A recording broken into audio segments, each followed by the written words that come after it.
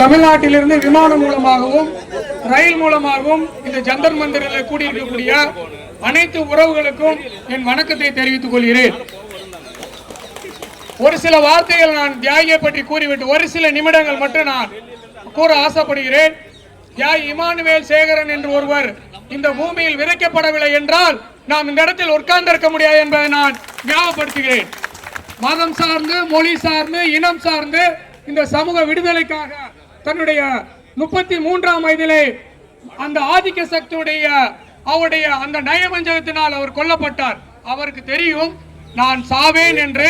அப்பொழுது காங்கிரஸ் எம்எல்ஏ இருந்த RS ஆறுமுகத்திற்கு எழுதியுள்ளார், நான் இறப்பது உறுதி, ஆனால் நான் இறந்து இந்த பூமியில் விழுகும் போது ஒவ்வொரு சொட்டு துளி ரத்தமும் இமானுவேல் சேகரனாக பிறந்தெடுப்பார்கள் என்பதை கூறிக்கொள்வதில் ஆசைப்படுகிறேன். இங்கு இருக்கிற ஒவ்வொருவரும் இமானுவேல் சேகரனால தான் நான் பார்க்கிறேன். ஏன் என்று கேட்டால் இந்த சமூகத்தில் இமானுவேல் சேகரன் வரை இருந்து தீபக் பாண்டியன் வரைக்கும் நம் அரசியலை வென்றெடுக்கவில்லை என்பதுதான் உண்மையான நம்முடைய கருத்து.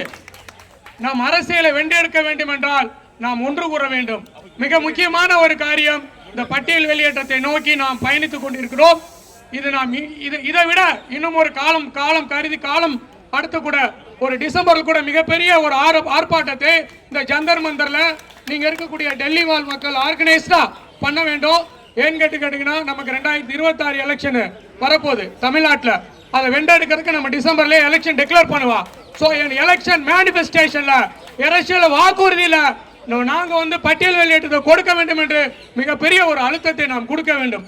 மத்திய மாநில அரசுகளுக்கு நாம் அழுத்தத்தை கொடுக்க வேண்டும்.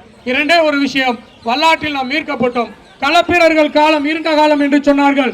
ஏன் என்று கேட்டால் களப்பிரர்கள் காலத்தில் ஆரியர்கள் அங்கு நசுக்கப்பட்டார்கள். ராஜராஜ சோழத்தை காலத்தை பொற்காலம் என்று கூறினார்கள். ஏன் என்று கேட்டால் ராஜராஜ சோழம் ஆரியரை பிராமணர்களை உயர்ந்த நிலையில் வைத்திருந்தார். அந்த நேரத்தில் நம்முடைய தேவேந்திர குல வேளாளர்கள் களத்துமேட்டில் மற்ற ஜாதியினருக்கு நெல்லை வாரி கொடுத்த இந்த வம்சம், களத்துமேட்டில் அனைத்து ஜாதியினருக்கும் நெல்லை வாரி கொடுத்த வம்சம் 1936 நீதி கட்சி நாம் வீழ்த்தப்பட்ட வரலாறு எல்லாருக்கும் தெரியும். ஆனால் கூட அதை மீட்டெடுக்கிறதுக்காக நாம் போராடுகிறோம். இன்றும் நம்முடைய கல்லூரியில, நம்முடைய பள்ளியில நம்முடைய மாணவர்கள் எஸ்சிலாம் என்று எந்திரிச்சு நிற்கும் போது நம்முடைய மாணவர்கள் தலை குனிந்து நிற்கக்கூடிய அந்த அவல நிலையை மாற்றி ஆக்க வேண்டும் என்றால் பட்டியல் வெளியேற்ற வேண்டும். ஆமா, பட்டியல் வெளியேற்றம் கொண்டுதான் இந்த சமூகம் விடுதலைக்கான ஒரு இயக்கம், கலை, பண்பாடு, கலாச்சாரம் அனைத்தும் அடங்கிய இந்த தேவேந்திர குல வேளாளர் சமூகம் இந்த சமூகத்தில் உயர்ந்த அந்தஸ்தை பெற வேண்டும். ஆகையால் தேவேந்திர குல வேளாளர் சமூகத்திற்கு என் அன்பான வேண்டுகோள், நீங்கள் ஒற்றுமையை கடைபிடிங்கள்.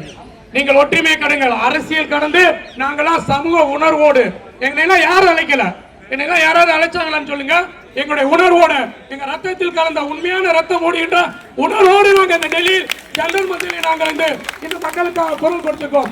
நீங்கள் ஒருவேளை கேட்கலாம், இமானுவேல் சேகரன் குடும்பம் இத்தனை நாள் எங்க போயிருந்தது? நான் அதற்கு பதில் சொல்கிறேன். இந்த சமூகத்துடைய அவல நிலையை கண்டு, இந்த சமூகத்துடைய பிரித்தாளும் சூழ்ச்சியை கண்டு நாங்கள் குடும்பம் முழுவதுமாக இந்த சமூகத்திற்கான விடுதலைக்காக நாங்கள் ஜந்தர் மந்திரிலே குரல் கொடுத்திருக்கின்றோம் என்கிறே இந்த நேரத்தில் பதிவு பண்ணிக்கிறேன். இன்னொரு முக்கியமான ஒரு விஷயம், தமிழகத்தில் இருக்கக்கூடிய பரமக்குடியில் இருக்க குருபூஜை ரொம்ப இம்பார்ட்டன்ட் விஷயம். இமானுவேல் சேகரன் எல்லாத்தையும் ஒன்றிணைக்கக்கூடிய ஒரு சக்தியாக மாறி உள்ளார். 100 வருடம் கழித்து அவர் ஒன்றிணைக்கக்கூடிய மிக சக்தி, பல லட்சம் மக்கள் கூடுகிறார்கள்.